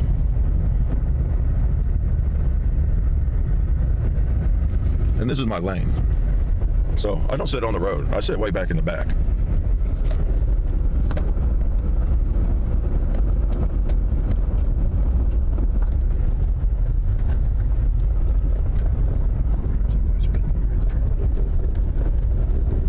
Now, Hoarder had this piece of property when I bought it, so if you can imagine, from this point on, it was deer trails when I bought it. You couldn't see any of this stuff. There were 2 houses back here. You could not see any of them. I have cleaned all this up. I've got tractors. This is the opening of the property where I come into it. There's still some stuff from the old lady, but I've been 5 years cleaning this up. So I'm gonna walk around for a second. Hold on. All right, so this is my property. I've got 5 acres. This is the east side of it.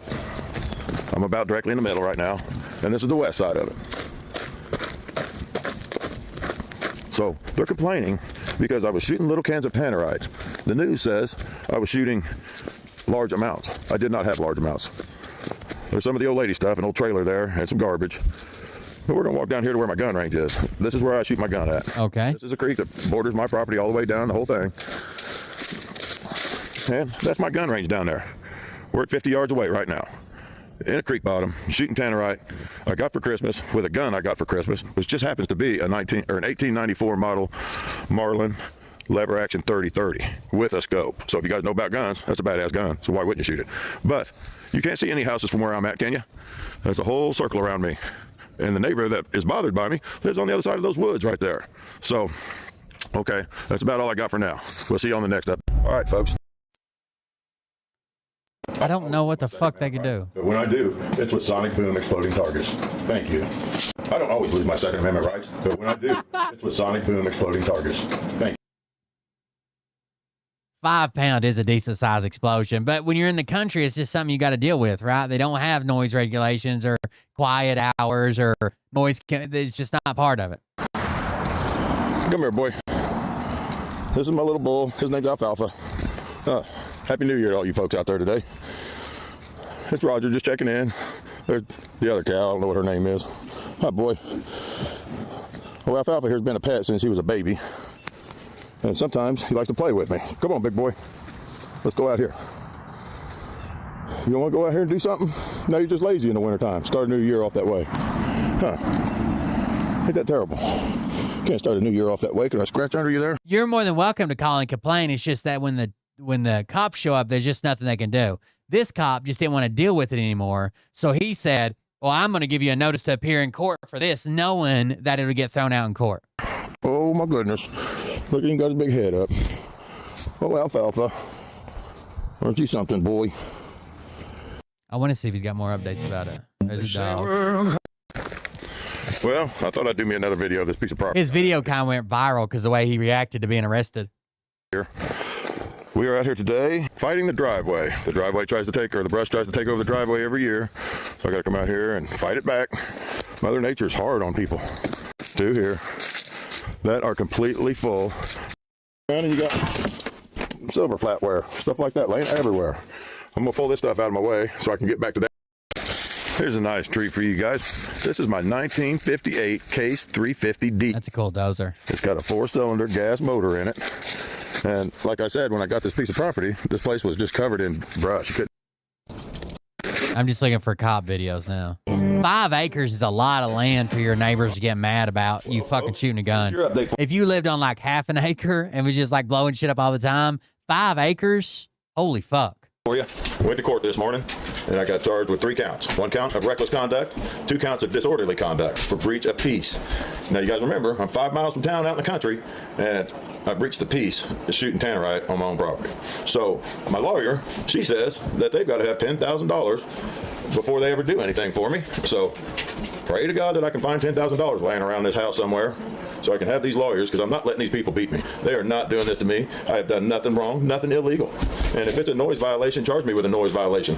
But it's not. And they don't know what to charge me with, so they went with this. So keep in touch. Keep liking my videos. Say hi to all my followers out there, and I'll keep you up to date. You know, I've got, I don't know, maybe $5,000 on me. So you guys want to buy some stuff? I got stuff for sale. Thanks, buddies. Have a good day. Well, folks, here's your update for you. Went to court this morning, and I got charged with 3 counts. 1 count of reckless conduct, 2 counts of disorderly conduct for breach of peace. I don't know. In Tennessee, none of this would stick. I don't know what it is in Illinois. It's the peace is shooting tannerite on my own property. So my lawyer. It is funny. He's screaming rape and shit, though. That's the video that went viral. Rape! Rape! Somebody help me! No. You'll be. I'm shooting a gun on my own property, and they're taking me to jail for it. Sir, you guys know what's going on? You gonna beat me up too? No, I don't want you to. No! Him sticking his tongue out. Oh no! Double lock him! Hurry up! I'm a convict. Get the fuck out of my pocket! Oh no! They're searching me, Hall! They got my Ford car! Ah! Ha! Put this shit on Facebook as soon as The Ford card means not a fucking thing, does it? When I look up breach of peace in the state of Illinois, it says it is unlawful for any person in any public place to provoke a breach of peace or use any violent, threatening, profane, indecent, or abusive language. But he's not in a public place. I am. Because you guys are fucking violating my rights. You guys are violating my rights. I got a right to shoot a gun on my own property. Oh, Nick Shirley finally got confronted. You guys see this? I'll just show you this clip of his video. So apparently they're going to one of these medical oh, by the way, they figured out who the David guy is and where he gets all his information from. A staffer at one of the blah, blah, blahs has been sending them this information through email because it's on his email and some of the videos. You're able to pull it up, enhance it, and whatever. And no one knows if that information is accurate in any way, shape, or form. He's the only one that has this. Nobody can verify it. Nobody else can find it. Nobody else can look it up. Just them.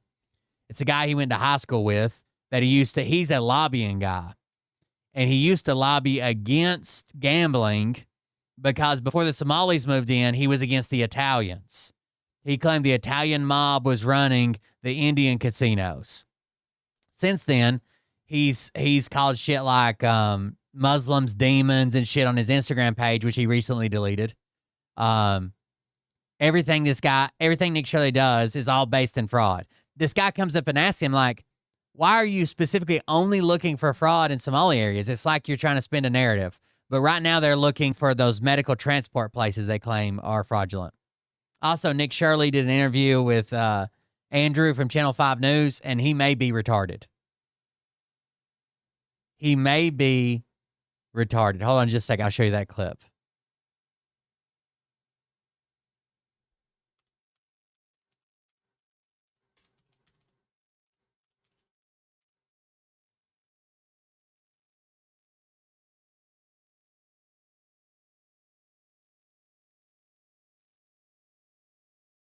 Who do you think are the three most benevolent billionaires? What do you mean by the word benevolent? Just.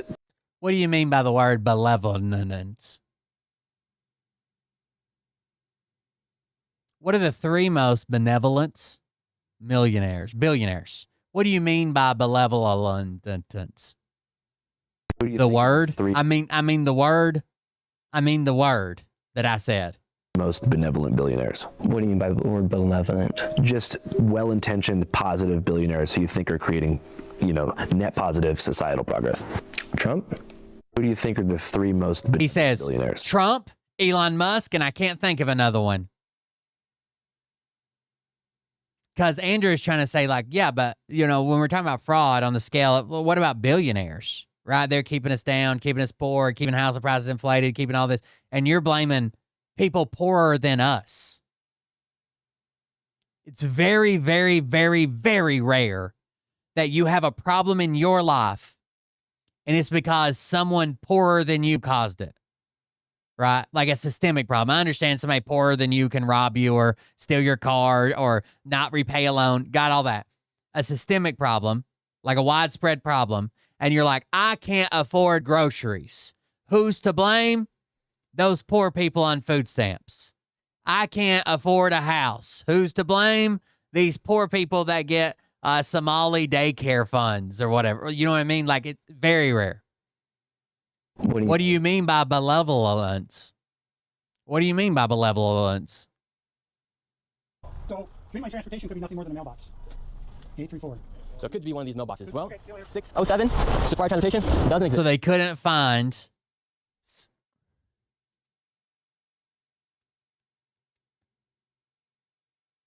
If you own a medical transport company,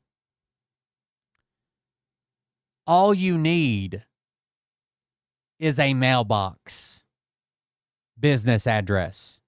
Your entire company's run out of your car with a laptop.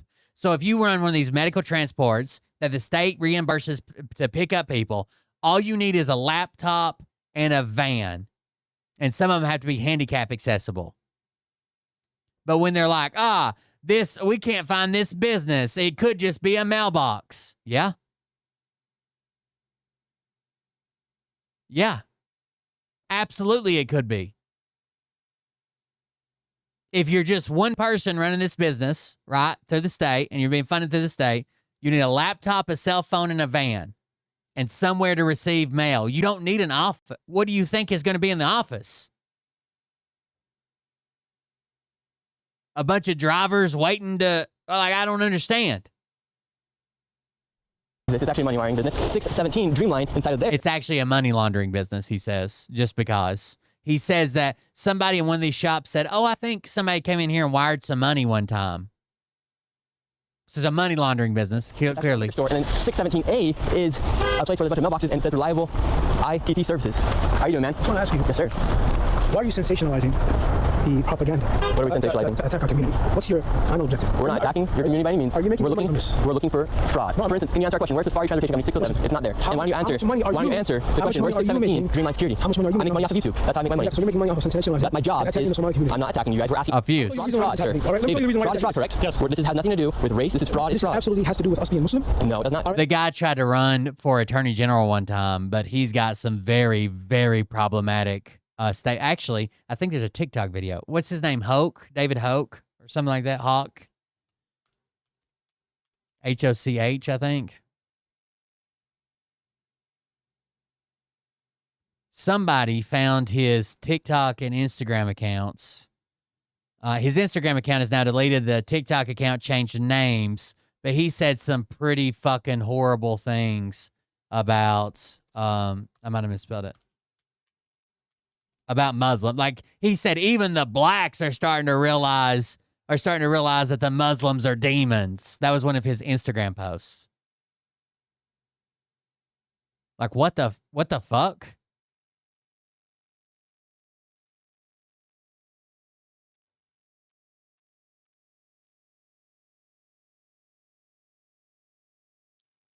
But what do you mean by benevolent? David Hawk. Let's try this. David Hawk Instagram.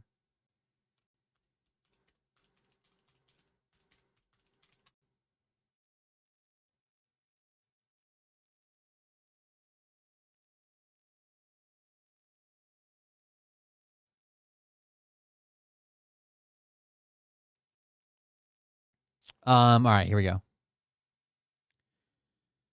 In his video alleging fraud at Somali-owned daycare centers in Minneapolis, right-wing YouTuber Nick Shirley was led around the city by a purported whistleblower called Only David. Shirley and outlets like Fox News that credulously picked up the influencer's video credited David by first name only. While Shirley's video portrays the man as a party interested in purported fraud because he observed daycare centers near his office in downtown Minneapolis, David, it turns out, is actually a political operative with connections to the Minnesota State House. Shirley's main source is a lobbyist and one-time right-wing candidate for Minnesota Attorney General whose full name is David Hawk, H-O-C-H, or Hoke. Accounts bearing his name have a long online history posting about the Somali community in Minnesota. A TikTok and recently deleted Instagram account posted almost exclusively on the subject, including derogatory statements about Somalis and Muslims. Every Somali in Minnesota is engaged in fraud. All of them, Hawk posted on the now deleted Instagram account.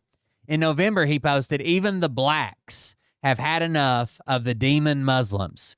Hawk's last name was not given in Shirley's video, but The Intercept identified him using information available in the video. It cross-referenced with publicly available materials.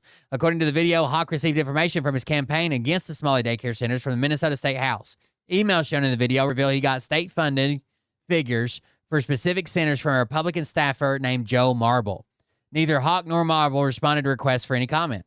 Marble works as a committee administrator for the Minnesota House Republicans, as well as a research consultant for the House GOP caucus, according to his LinkedIn profile.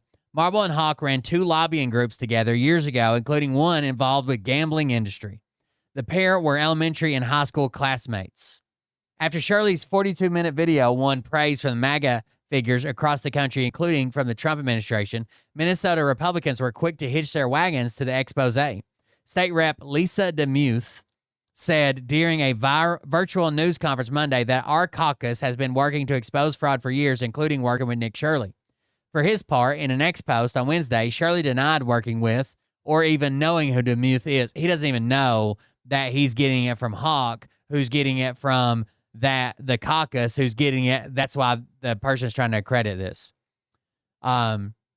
He doesn't even know who DeMuth is. Hawk, however, speaks openly about his links to the Minnesota State House in the video. I have some contacts in the Capitol going back many, many years, and so the data I'm getting is 100% accurate, coming directly from research done by people at the state Capitol. But nobody can verify this information. Again, nobody has come out and said, yeah, they did receive $2.3 million in funding.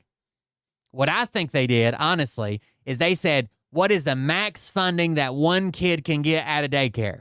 Oh, $6,000 for a year? Let's multiply that by their maximum capacity, and that's how much money they're getting. That's what I think they did. But who am I?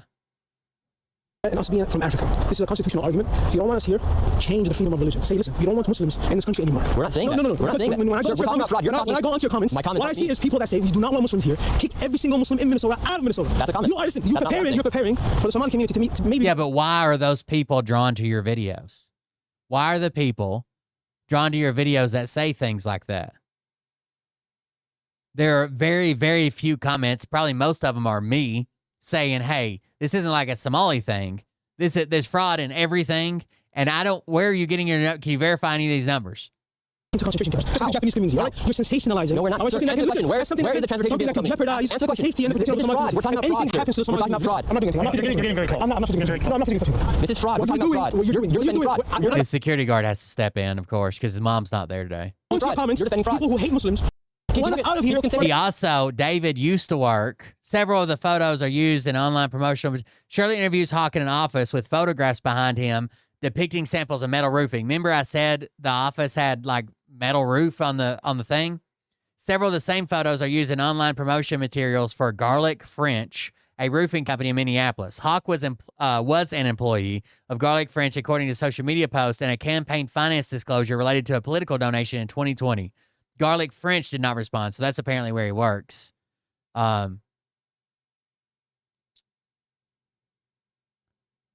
He's a political lobbyist. Muslim are using your material. Islamophobes use your material. People who hate Islam use your material. Say to us, we don't want you here. Change the Constitution. But guess what? Let me say something. Guess what? Say it. We're asking about fraud. We're asking about fraud. You hate Muslims. I'm not saying I hate Muslims. We're talking about fraud. Has to hide behind the security guards again. Fraud. Fucking pussy. We're talking about fraud. Are we the only community that does fraud? Yes, he ladder safety device. Ladder something. That was like a side business he did or something. Some ladder safety device he sold. This is about fraud. There's what, 300 Somali providers out of Minnesota? There's actually 800. So, see, this is a race issue, sir. This is about fraud. We have 1,000 providers? Yeah, you guys have a... Even it's 2,000 providers. You're going to sacrifice the safety of 80,000 people because of 2,000 providers? Are you f***ing mad? Are you stupid? I'm not stupid. You're stupid. Where's the transportation company? I'm not stupid. You're stupid. If any Somali gets hurt in Minnesota, it's because of Nick. It's just to get the views. That's all they're concerned about, right? And right now, the way to do that is to go viral in MAGA. I got more views when I was a fucking Trump supporter, 100%. This is about fraud. Single Somali gets hurt. This is about fraud, sir. You sensationalize. You son of a bitch. Sensationalize. Wow, you're very nice. Very nice. Sir, can you tell me where the transportation is? We don't want you. Get the f*** out of here. Calm down, sir. Get out of here. Sir, this is it seems to me that if these numbers are accurate, someone else within administration could print them off and say, okay, here's how, but no one wants to hitch their name to those numbers. Even when asked directly, the Minnesota Republicans are asked directly about, like, what about this daycare again? Well, there are some large numbers being tossed around. Why wouldn't you just show up with the list of how much they got? Because Nick Shirley's numbers are not accurate. I'll stand by that. And if I'm wrong, I'll come on here and apologize. You want clicks? You're sensationalizing yourself, sir. You want clicks? You're sensationalizing yourself. You want clicks? Tell me where the transportation vehicle is. You got YouTube clicks. Now get the f*** out of our community. Tell me where the transportation vehicle is. Tell me where this is about fraud. This is about fraud. Say I don't want Muslims here. Say it. I want to change the Constitution. No, I don't want to change the Constitution. And I don't want Muslim Somalis in Minnesota. Kick them out. I was born in this country. You have to take the passport away from me. That is what you are arguing for. We're not talking. This is about fraud. I appreciate it. This is about fraud. Fuck out of our community. Fuck out of here. Get the f*** out of here. Stupid. Tell me where the transportation company is then. Now they want to yell more. Now that he's walking off. Obviously, for this video, we had to get security. Look at this now. All right, we're gone. We're gone. There's no transportation company in there. Fraud. There were no. Why he's running away? There's fraud. Why he's running back to the car? Transportation companies. No, none. This isn't about race. This isn't against religion. This is about fraud. We're fighting fraud here. We're not fighting a race. Well, and this is what happens when you. Then why do you limit? Okay, if you're in Minnesota to find fraud, why limit it to one religion and one racial group? You didn't even mention the white lady that got busted for the millions and millions of dollars in fraud through the same COVID programs. Didn't even mention it. Wild. Put a spotlight on fraud. The people who are benefiting become extremely violent, and the Somalis are the most violent people I have ever met in my whole life. It's not about race. It's not about what country you're from. It's not about that these fucking Muslim Somalis are the most violent people I've ever met in my life. Answer the question. Where was the transportation? He wouldn't answer the question. All he did was make it about race and then issue threats. Neither business was there or operating and giving a very conservative estimate. It does seem like it was astroturfed. It seemed like fucking the goddamn vice president of the United States. So I think Elon Musk picked it up and spread it to other accounts like, hey, we can blow this up. Based off of David's numbers and other numbers online, it's fair to say each business is operating with an average of 20 vehicles and with a much lower and generous rate of $25 per trip. And with 10 alleged trips a day, each business is pulling an estimate of $1.3 million in gross revenue. And with those 2 locations alone. So they just, what he's saying right here, because MAGA's too goddamn dumb to understand this, is we looked up the name of the company. Then we estimated they have 20 vans each. And then we just guessed they get $25 per trip. So they're making $1.3 million per company. What if they have 1 van and they're being reimbursed $10 per trip and they make 2 trips a day? He just estimated the entire amount. Or operating and giving a very conservative estimate based off of David's numbers and other numbers online, it's fair to say each business is operating with an average of 20 vehicles and with a much lower and generous rate of $25 per trip. And with 10 alleged trips a day, each business is pulling an estimate of $1.3 million. 10 trips a day, $25, and all the vans. He made all that up. They all have 20 vans. They make 10 trips a day. That's 200 trips total, and we give them $25 per trip. There's no data supporting that. They made all that up to say, oh, each company gets $1.3 million. In gross revenue, and with those 2 locations alone, there's over $2.6 million in estimated fraud. All right, we're on to the next location. What's interesting, Nick, is that one of the places we just visited, the 617 Cedar Avenue South, that's for Dreamline Transportation. That's the address listed with the state of Minnesota. But the place that we're going right now is going to have vans that say Dreamline Transportation. All they need is a mailbox. They can park their vans wherever the fuck they want. You know how many businesses, literally the UPS store advertises for you to do this. Like, don't have a forward-facing or public-facing office? Get a business address at the UPS store. If you showed up to my podcast's address, you would be at a post office box because we don't have a UPS store.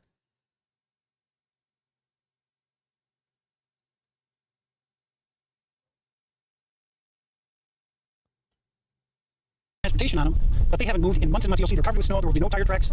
And so why are they using this address? And all that was in there was a liquor store. And he told us to talk to the guy next door, and those were all just mailboxes. And then the guy next door said, go talk to him. And so we just talked to him. Yeah, they get a mailbox. That's where they get their mail. Obviously, the cover up. There are tons of businesses that don't have a public-facing office. So all they do is get mail at a business address. A UPS store, a post office box, the way that one was set up, he receives mail for people. Basically, you have little P.O. boxes, and you pay a fee. He's there during the business hours because they're not. They're driving vans. Kind of hard to get your mail when you're a mobile fucking business. I don't know. I'm done with Nick Shirley. This is all too well timed and too well astroturfed by Elon Musk and the fucking right-wing pieces of shit. So I'm out. Thank you guys for joining us. Thank you for being here. Consider supporting the show. I don't get any of the Smalley fraud money. So if you want to, you can go to Just Quick Tools. That's my new link page for now until I get my other address fixed, the coldbeer.fund. So check that out. You can make donations to the show. Leave a message. We will read it live on air. Thank you all for joining us. Thank you for being here. Have a good night. I'm out. I'm going to try to get home before any more snow comes, I guess. Have a good night. We'll see you on the next one. Love you. See you. Bye. Thanks for joining us, Ghetto. Fuck Trump. Fuck us. I'm out. But I can tell you this about if this douchebag happens to see this particular show. Zen for the win, baby. You guys notice I've been vaping less? On this planet, by name, and tell them exactly who they are. I don't think it caused my allergy and throat issue and shit, but it probably helps to take a break. Here we go. I think I started some shit. Oh, Bert will be happy. Huh. You know that stage is set. You better buckle up because you ain't seen none yet. Here we go. I think I started some shit. Piss them off. It's about to get lit. Get the place in the beds. You know that stage is set. You better buckle. They couldn't do this. They couldn't do this if their life depended on it. They got one idiot that they all run to to share their stupidity with. And he laughs at it every time you say something negative. I don't want to quit. He laughs about it. He enjoys it. It's called sadomasochism. He just loves being punished. And he keeps challenging me. I want to fight you so bad. Well, come get me, nigga. I'm right here. Fuck you. Yeah, I said it. They'll play that 1,000,000 times over, and I don't care.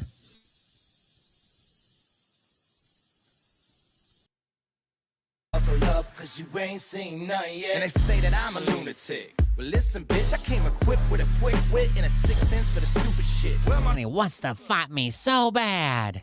Praise the Lord, head to the extreme. All these false fucking prophets who profit off of gossip. Worshipping drums, cocking, begging for a throat. The day I show up at his house, he'll be live. Fool in a thong. Don't worry. Beating his chest like he's King Kong. Starving for attention, I'm gonna make your gut burst. I'll be your huckleberry, I can quench that thirst. Baby eating lizard people, alien sex. What's next? Trump in a dress, fucking Flynn on his desk. A retard in a vest, climbing up 5G towers. Cause you told him if he did, he'd get fucking superpowers. I'm trying to make my heart as large as possible. Piss him off, it's about to get lit. Get the place in the best, you know that. I'm like the Grinch. He's going to grow 3 times its size. You ain't seen none yet. Here we go, I think I started some shit. Piss him off, it's about to get lit. Get the place in the best, you know that stage is set. You better buckle up, cause you ain't seen none yet. I used to find clues too when I was high on shrooms. I found myself a tunnel that led to Jason Q's bedroom. Open his closet, I found some of his meat rockets. I strapped it to my shoes and then I flew through the roof.